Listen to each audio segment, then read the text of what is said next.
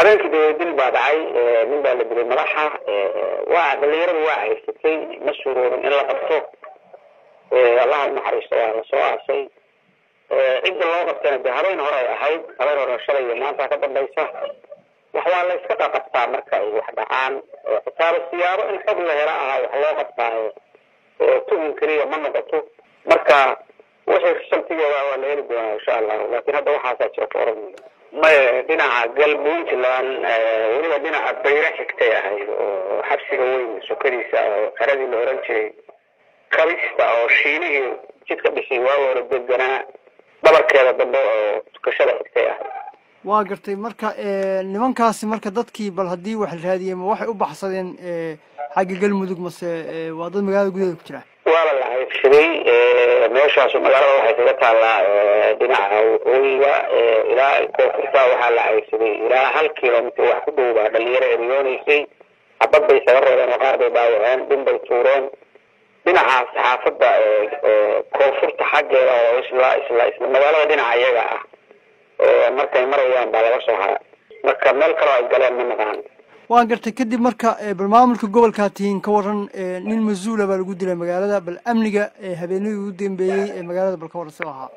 أمنية مرة الله المعنى مرة دوالة شقية بلوس قوى شقيان أمن واحد تمر لما يقول لما يشتروا سيادة اللوبة من نقضه وواحد مرة والبلوبة عيهي أنا أرجع قصة الله العالمية أما توق أما عيال إسلامية أما خمرالة أما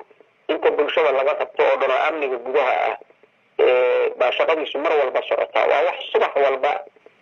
الله شقته هذا والبلوغ شقته marka gudoomiye waxa tiri amniga waa laga shaqeeyaa oo shaqo adag bay ciidanka gobolka hayaan ma waxaan jirin wada shaqeyn shacabka iyo maamulka maxaa keenaya in cid la dilo aan soo qaban wallahi shacabka ma aadaynayo argagixisada dadka ku dhex nooshahay waxa yar baan isleeyahay sirdoonka marka haday magaaladu saa tahay oo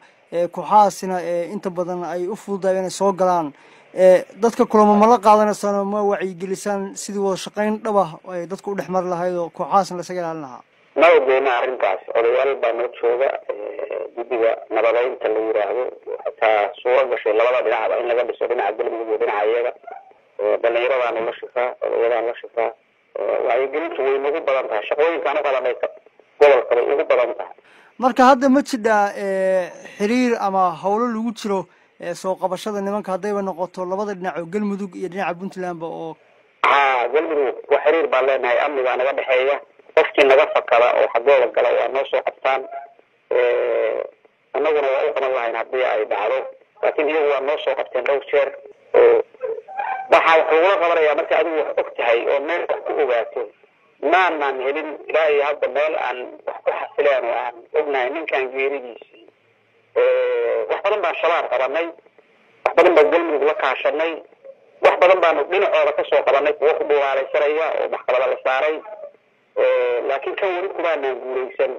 in la iskaashado amniga la wada sugto Puntland oo dhan iskaashato amnigu waa ka dhaxeeyaa annaga iyo galmudug iskaashano Soomaaliya oo dhan markaa iskaashato haddii amniga iska kaashan horumar la gaari maayo dagaaladu wuxuu ku baxayaa isbalaadin inuu ku baxaa la rabaa iskaashi iyo amniga la sugto iyo midnimo horumarkana iyagaa lagu gaarayaa khaasatan meel kastoo colaadi ka dhacdaa mugdi bay noqonaysaa colaaddu waa kharaarisaa meesha ay ka dhacdo in la iska ilaaliyo in colaad caanihi dhacdo sidoo kalena la iska ilaaliyo baladan dadka soocanaysa sidii looga wada jiri lahaa baan dadka ku boorinaya